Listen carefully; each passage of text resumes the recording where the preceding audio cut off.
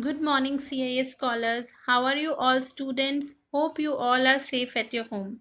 Student, in the last video, I have started chapter 7, that is our rights and duties, where I have discussed the introduction about constitution and fundamental rights. Now, in this video, I am going to discuss more about the fundamental rights. So, let's begin. But before starting our new topic, let's revise what we have done in our previous video. So we have done about the constitution. What is constitution? Constitution is a set of documents which lays down the basic principle that a state or a country is governed by, right? And we have studied, I have shown you one picture.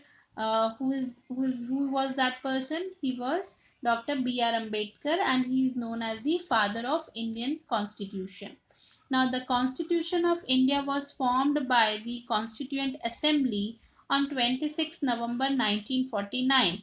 Student, you must remember this date, that the Constitution was formed on 26 November 1949 and it came into the effect on 26 January 1950. And that day, 26 January, is a Republic Day. We all celebrate that day a Republic Day. Okay. Now there are 6 fundamental rights which are given in the Constitution of India that we have discussed in the last video. But in this we are going to discuss in detail. So let's see what is our first right.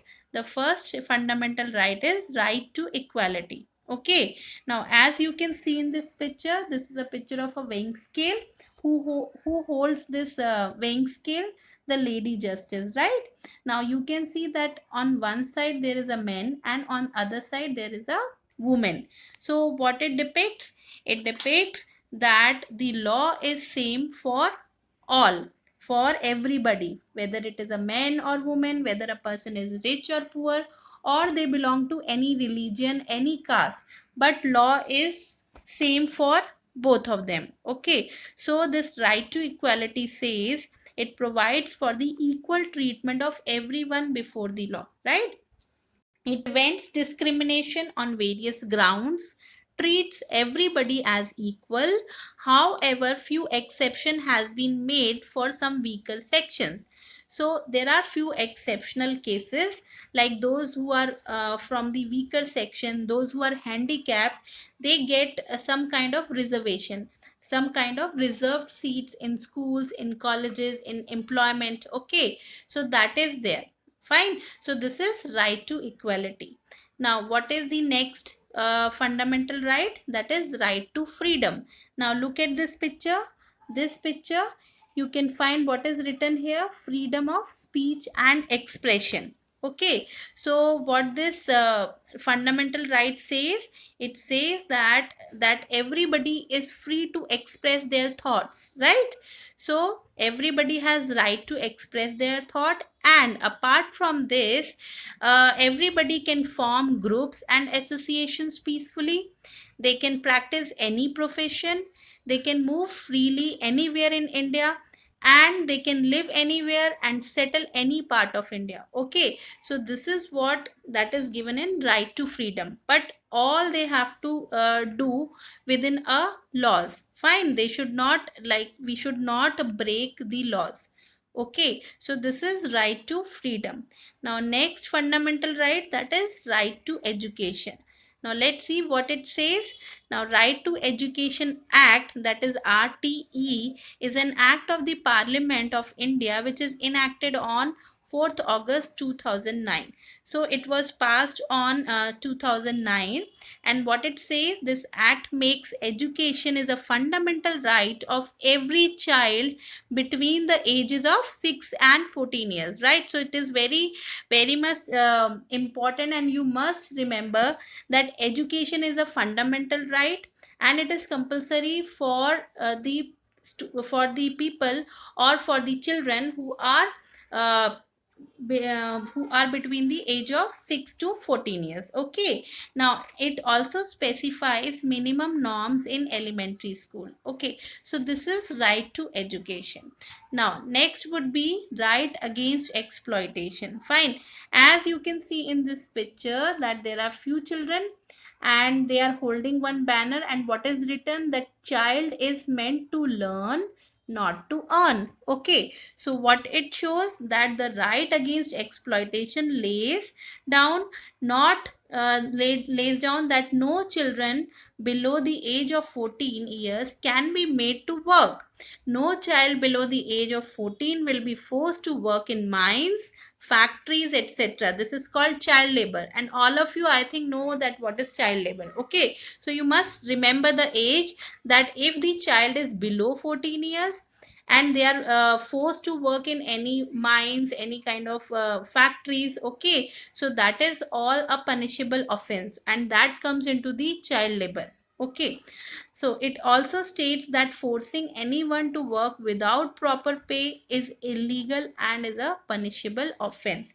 So this is right against exploitation. Now move to the next. This is the next fundamental right, that is right to freedom of religion.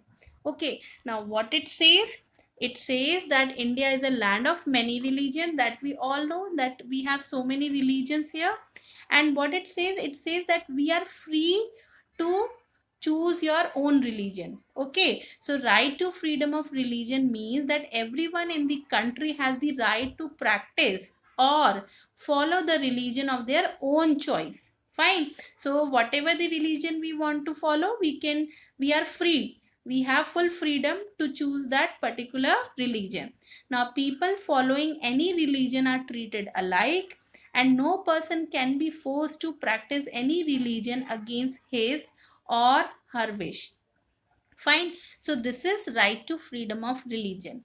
Now move to the next, that is cultural and educational right. Okay, so first of all, we all know that India is full of cultural diversity. Cultural diversity means that we have so many cultures, festivals, we speak so many languages, so we have so many religion also, so that is a cultural diversity. So what it says that everyone has the right to follow their own traditions, celebrate festivals, and speak the language of their own choice. Okay, so they are free to speak any language, right?